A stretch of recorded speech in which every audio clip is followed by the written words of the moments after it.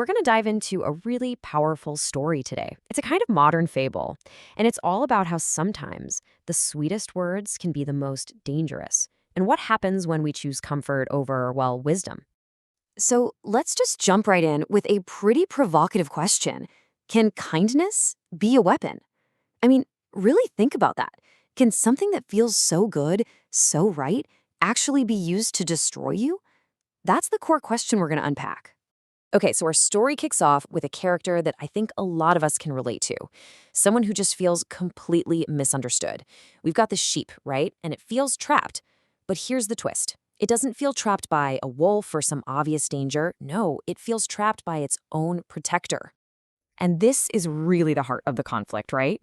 You've got these two totally different points of view. The sheep is restless, it just wants to be free, and it sees the shepherd dog's rules as just control, total control. But then there's the dog. Its only job, its entire purpose, is to keep the sheep safe, even if that means being a little strict. It's a classic standoff, really, a total clash of perspectives. And this right here, this is what's going through the sheep's head. It's not just a little bit annoyed. It feels genuinely hurt, like a prisoner in its own life. And that feeling, that sense of injustice, it's like a fog that clouds its judgment. And honestly, it leaves the sheep wide open and incredibly vulnerable. So when you're in that state, when you're hurt like that, logic just goes out the window. Right and wrong, safe and dangerous, none of it matters. All the sheep is looking for is comfort. It's desperate for someone, anyone, to just look at it and say, hey, I see you. Your pain is real. And right on cue, a new voice shows up, promising to do exactly that. And this is where the wolf steps onto the stage. But listen, he doesn't come in growling, showing his teeth, not at all. He's smart. He approaches softly, quietly, not looking like a predator, but like a friend, an ally. Just listen to those words. I feel bad when that dog treats you like this. Wow, think about that from the sheep's perspective. For the very first time, someone isn't telling it what to do or shouting at it. Someone is validating its feelings.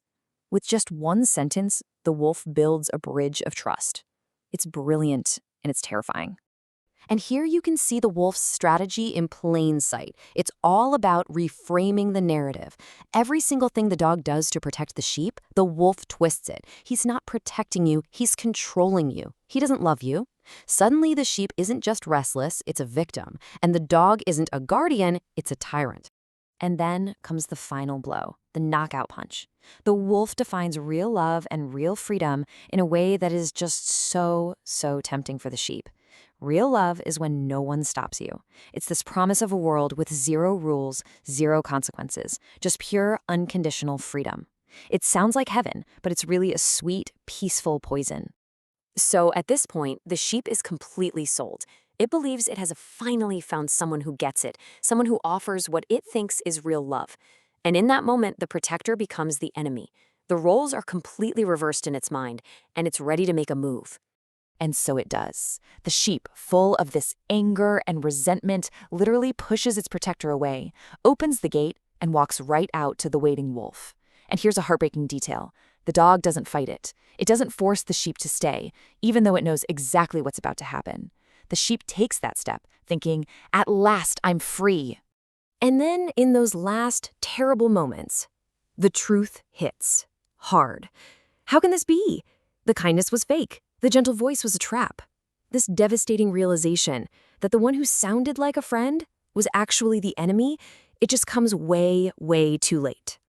So, what's the answer to the sheep's last question? It's brutally simple.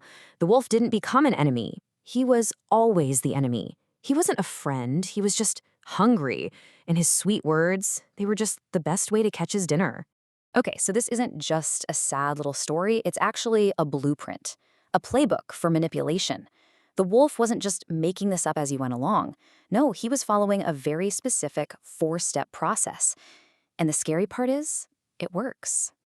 So let's actually break down that playbook. Step 1, find and isolate someone who's already feeling alone and hurt.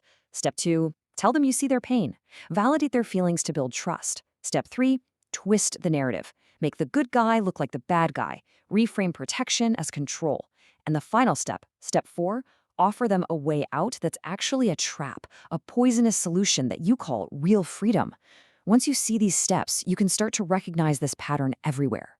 Which brings us to the big takeaway here, the central message of this whole story.